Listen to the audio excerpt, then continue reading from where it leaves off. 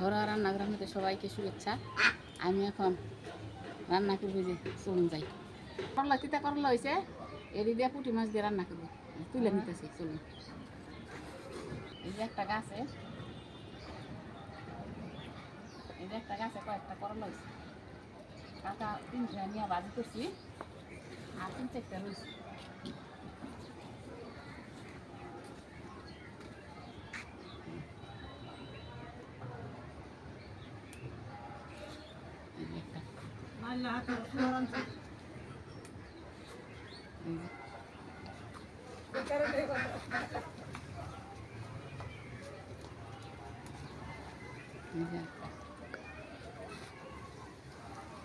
পাট গাছের মধ্যে একটা করলা গাছ বাইছে।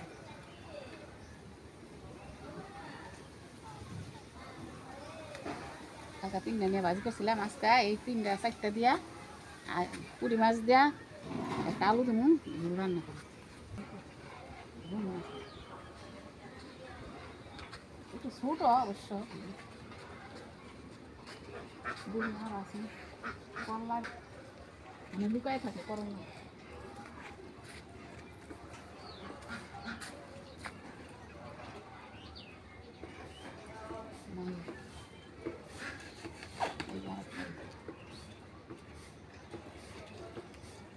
মা হারা কই তো ওই করলা গুলো পলায় থাকে, একটা 2টা গাছ থাকলে খাওয়া চলে, গাছের জিনিস টাটকা। চলুন যাই রান্না। করলা ডেম কাইটা নিতেছি।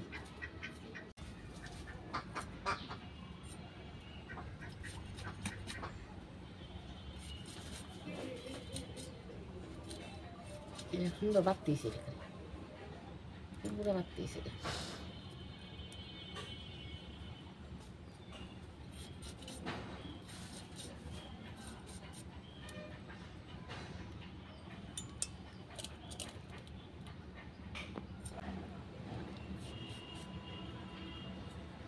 করলাটি কাটা শেষ, এই যে একটা ছোট্ট একটা আলু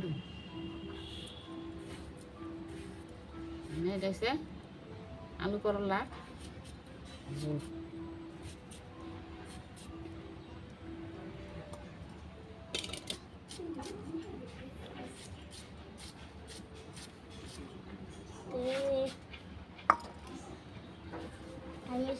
কড়াই গরম হয়ে গেছে গা, এই করলা তরকারি রান্নার জন্য যে তেল দিয়ে দিলাম। এই যে মাছ, এই মাছ দিয়ে রান্না করবো।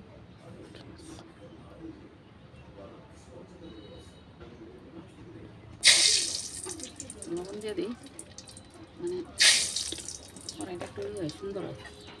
মাছটা দিলে আর লাগে না।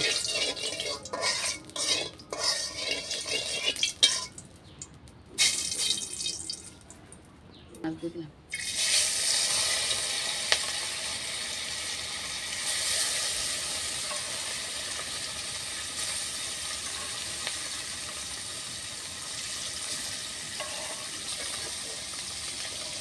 সুন্দর দিই মাছটা।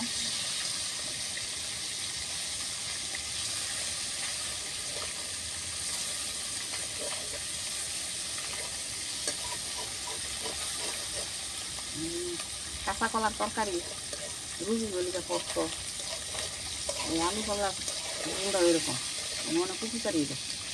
এটা করলা আর আলু দিয়ে, মানে শিং মাছ দিয়ে রান্না করা যায়, কই মাছ দিয়ে রান্না করা যায়, দেখো মানে উপকারী জিনিস। মাছের খালি গাটা গরম করতে আছে।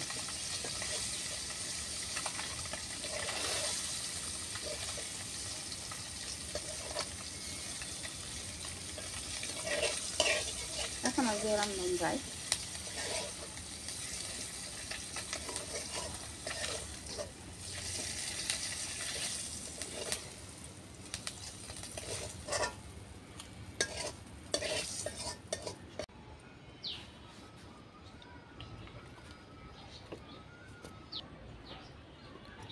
কালি জিরা, 4-5টা জিরা আর ছোটো খস মানে দুইনা কি করে রাঁধুনি, আর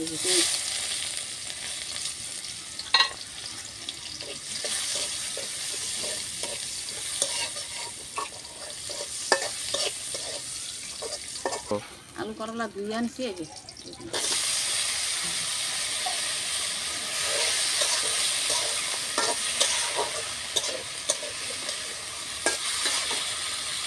একটু লবণ দিয়ে দিই।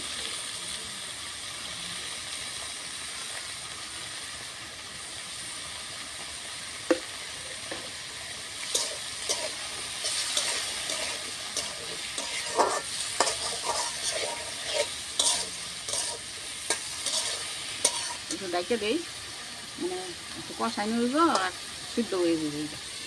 ঢাকনাটা রেখে দিচ্ছি, এখন নাইড়ে ছেড়ে দিই একটু।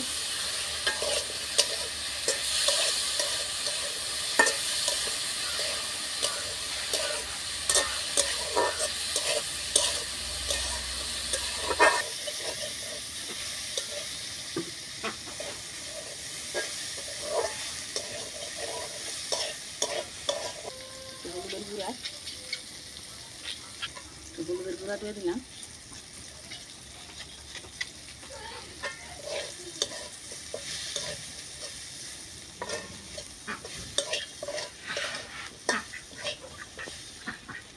মরিচ বাটা, জিরা বাটা, ধনিয়া বাটা,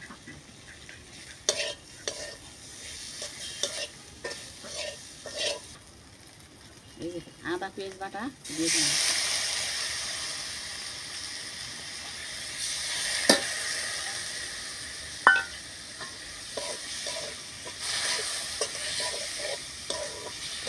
কষানো হয়ে গেছে, আমি একটু জল দিয়ে দিই।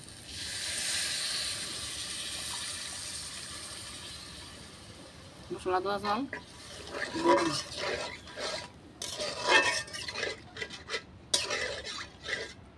আলু মোটামুটি সিদ্ধ হয়েছে করলা।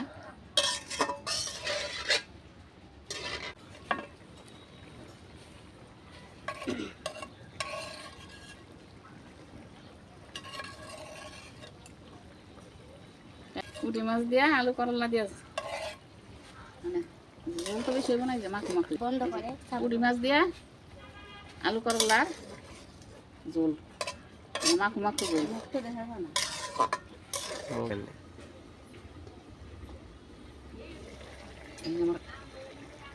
আলু করলার ঝোল হয়ে গেছে।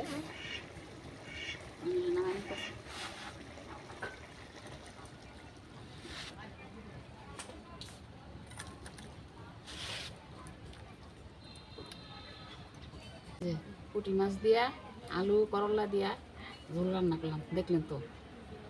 এটা খুব উপকারী, মানে ভাজা খায়, সিদ্ধ খাওয়া যায়, আবার মানে শুকর ডাল শুক্তা ডাল খায় করলা দিয়া। এটা রান্না করে এভাবে রান্না করে একবার খাইবেন, যদি ভালো লাগে সাবস্ক্রাইব করবেন, লাইক দিবেন, আর ভালো থাকবেন, সুস্থ থাকবেন। নতুন নতুন ভিডিও পাওয়ার জন্য কমেন্ট করবেন।